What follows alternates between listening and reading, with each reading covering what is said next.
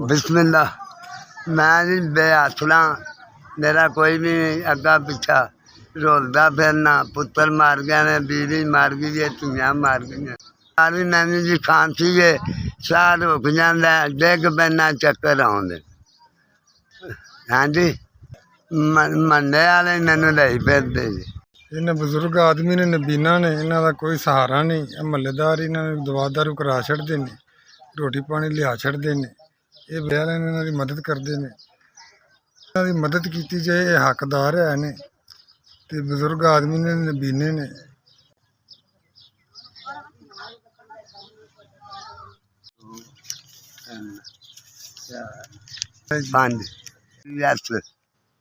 अल्लाह तुहाडा भला करे, अल्लाह तुहानू खुश रखे, अल्लाह तुहाडे माल जान दी भी खैर, अल्लाह तुहाडे गादी नू सलामत रखे।